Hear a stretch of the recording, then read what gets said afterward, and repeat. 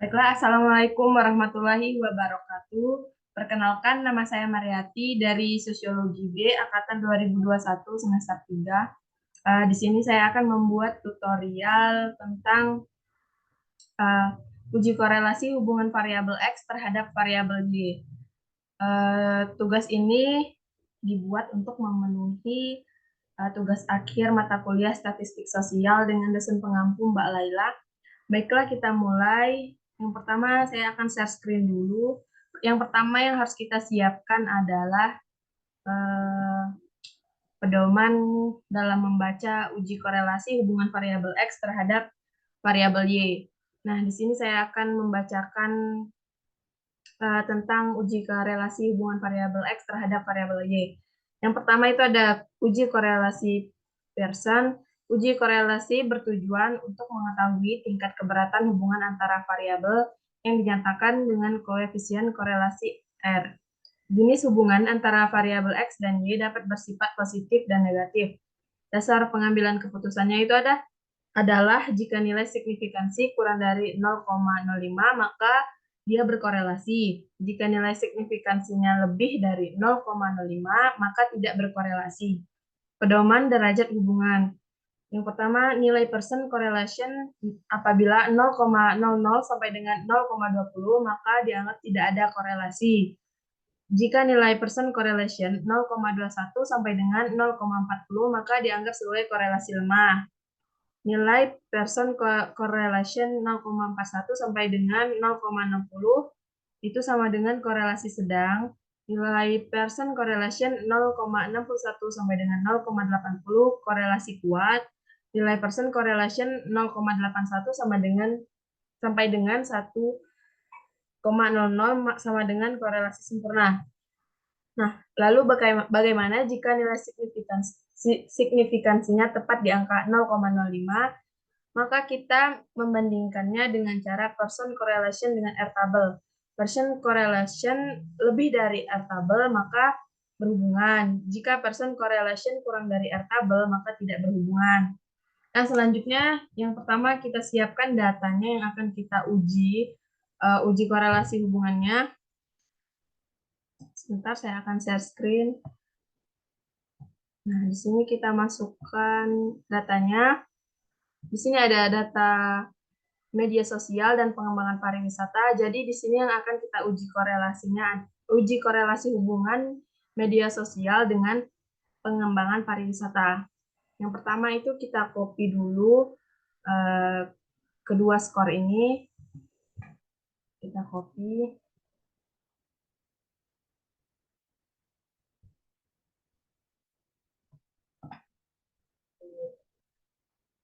Nah, setelah kita copy, kita masuk ke SPSS-nya. Nah, kita masuk ke SPSS-nya, kemudian kita paste. Nah, setelah masuk ke statistik, kita masuk ke bagian variabel view-nya. Di sini untuk namanya kita ganti yang pertama jadi variabel X, kemudian yang ini kita ganti jadi variabel Y. Desimalnya juga kita turunkan menjadi 0. Begitu juga dengan variabel Y-nya kita turunkan jadi 0. Labelnya kita kasih nama sesuai dengan uji apa yang akan kita hubungkan nantinya. Sini kita akan menguji hubungan antara media sosial dengan pengembangan pariwisata. Jadi kita tulis pengembangan sosial dan pengembangan pariwisata dan media sosial. Pariwisata. Setelah kita tulis, kita masuk lagi ke data view. Kemudian kita klik analyze. Di sini kita akan mulai untuk mengetahui uji hubungan korelasinya. Kita klik analyze, kemudian masuk ke correlate, kemudian bivariate.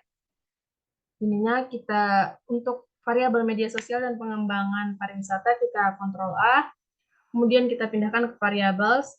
Terus untuk bagian correlation coefficient kita klik yang Pearson, kemudian test of significance-nya kita buat dua tail, kemudian flex significance correlation-nya, kemudian kita klik OK.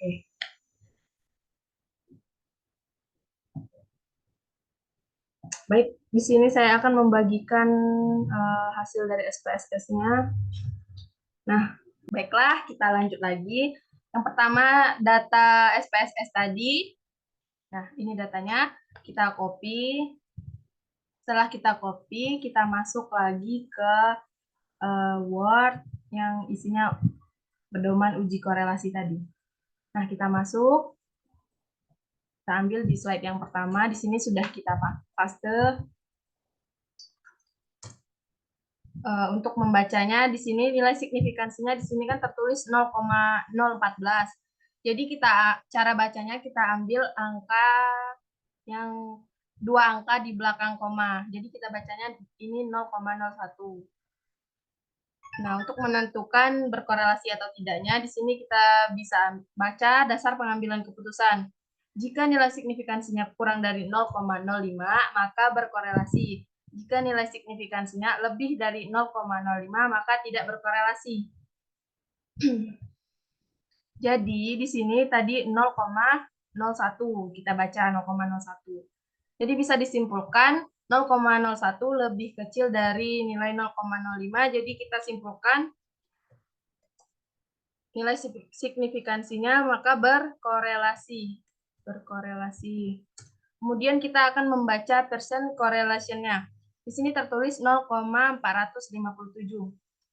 Cara bacanya sama, kita hanya ambil 2 angka di belakang koma. Jadi kita baca 0,45.